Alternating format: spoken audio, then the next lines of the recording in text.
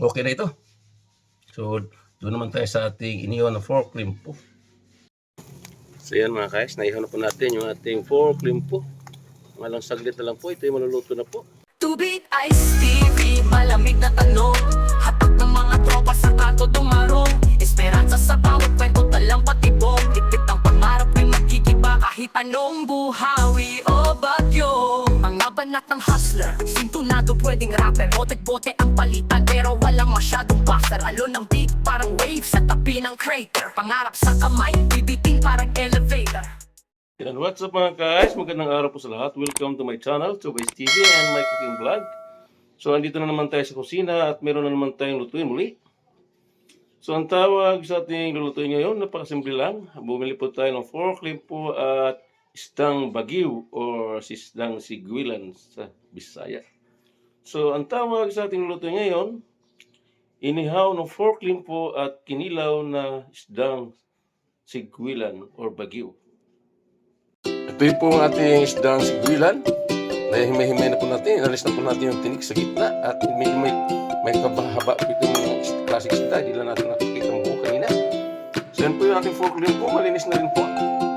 At yan po yung nangyayari natin na pahaba. Ihawin na po. So yan po mga sangkap natin gagamitin sa ating kinilaw. Yan po yung kalamansi, sibuyas, siling labuyo, luya at yung din po ang kabila yung ating pang-marinate sa ating pork limpo.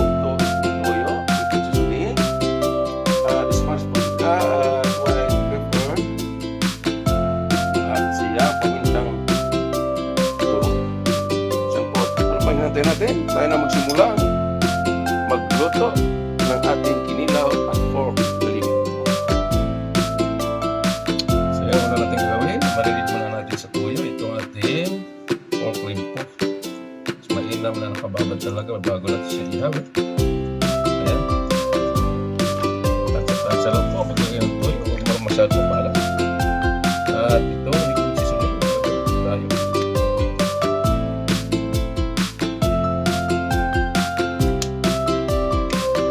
Sparis paprika. Dapat mo natin within 30 minutes bago ihawin. White pepper sprout.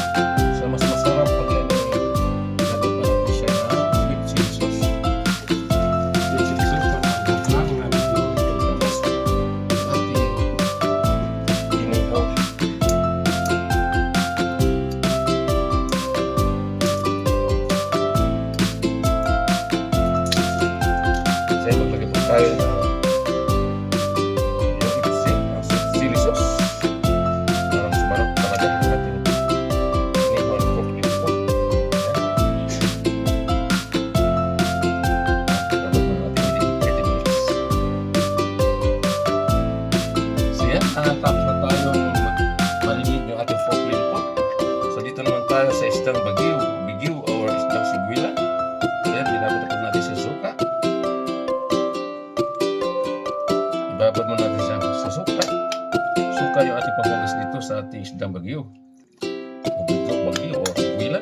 Yung isdang lutang. Ayan, masarap sa kinilaw po ito pala. So ngayon ko lang na-discover. Mas mainam pala ito.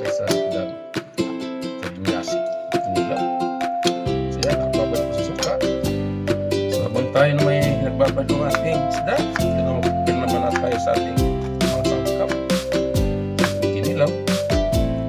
Umuya. Yan, masimulis naman. Yan ang pino talaga pag-iwan ng buwis.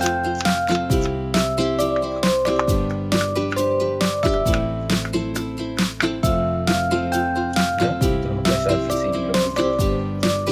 Yan po, siling lamuyo.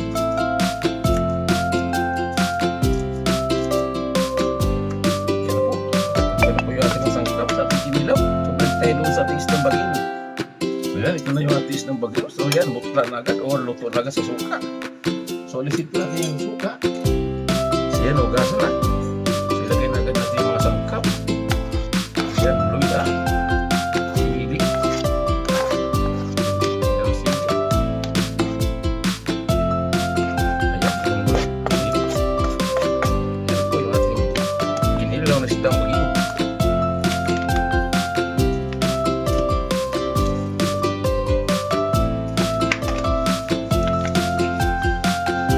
Pampaasim ito at pampaalat. Ito na siya, yung ating kinilaw. Kaya mga guys, so, di pa tapos ang lahat? Di pa tapos. Ito yung ating ihalo sa ating kinilaw na isdang bagyo. Yan na mga guys, yung ating kinilaw.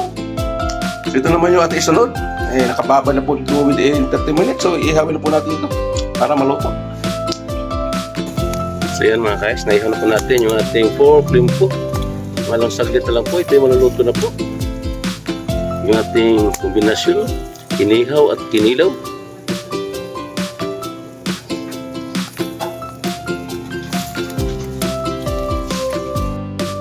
Yan, ito na yung ating inihaw mga guys, luto na po. So yan, kupitin na po, iwain na po natin. Gunting lang ang gamit natin. Yan po. Ating pork limpo inihaw na kapares na kinilaw, inihaw at kinilaw. Our menu for today mga guys. So yan, ito po yung ating menu for today, inihaw at kinilaw. Yan, full combination ito mga guys. So hanggang dito na lang po. Thank you for watching. Inihaw at kinilaw yung araw ng vlog. Hanggang dito, thank you for watching. God bless us. And bye-bye. We ay saan? Sa refotelier. Malamig ang bawat hakbang kahit buhay ang player. Sabay tanaw sa linya, tila chessboard ang layer. Laban dilim pero asam pa rin maging player. Telebisyong eksena, alidad mga tema.